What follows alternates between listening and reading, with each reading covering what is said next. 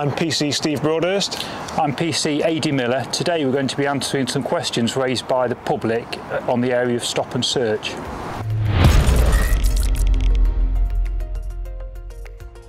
Stop and search is where a police officer stops you or a vehicle if we have reasonable suspicion that you may have on you prohibited items, dangerous items.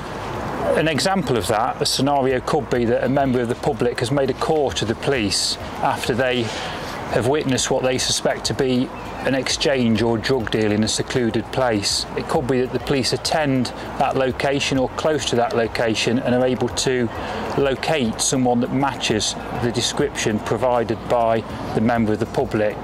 The police officer may detain that person for the purpose of a stop and search, having reasonable suspicion that they have a controlled substance on their person.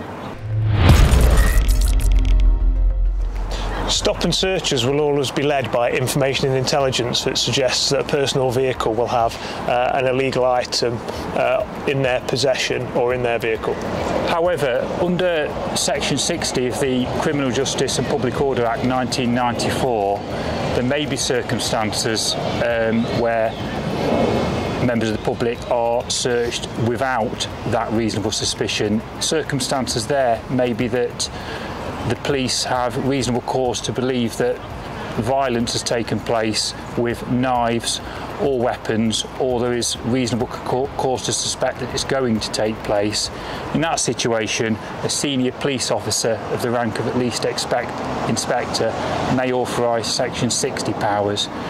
In this circumstance, those Section 60 powers can only be exercised by police officers in uniform.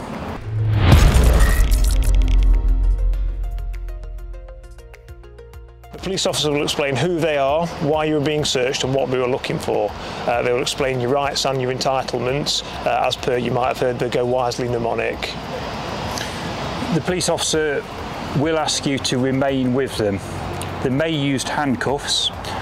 They will only in public view remove your jacket, outer coat and gloves if felt necessary.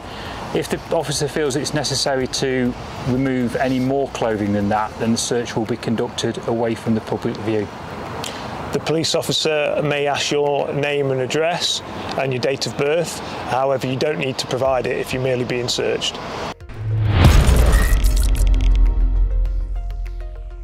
In short, a stop search will take as long as it takes to find the item the officers are looking for. Quite simply, if we're looking for a very small item, it'll be a more detailed search and it will take longer than it would take us to find a large item that would be easy to see or easy to find. We are aware that this, of course, takes a little time out of the member of public's day. However, the search will be conducted as professionally and as quickly as we can in the circumstances. While it's not an exclusive list, an illegal item may be a stolen item, it may be an item made, adapted or intended to hurt somebody else, a prohibited item such as drugs, or an item used to commit a crime. It's important to remember that police use these powers in order to help the community feel safer, as the police are able to prevent and detect crime. So cooperation is very important.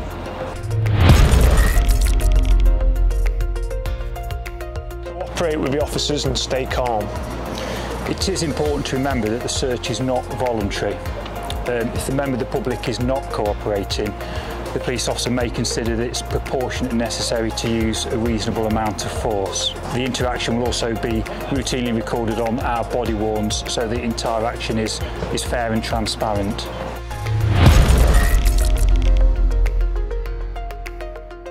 Calmly make the officer aware. They may be able to make reasonable adjustments to make you feel more comfortable during the search. You can't refuse a stop search. If you do, you may be arrested for obstructing the officer or suspicion of the offence that the officers are searching for. I'd like to say a couple of things by way of reassurance. If anyone was to feel that they've been treated unfairly or discriminated against in any way, there are details on the Force's website of how to make a complaint. The officer will also ensure that you have, if you would like to, a link to that information on the force's website. Another thing that's important to point out is if any stop searches are carried out on juveniles, then the police will ensure that they, at the first opportunity, are able to make their parent, carer or guardian aware in relation to what's happened.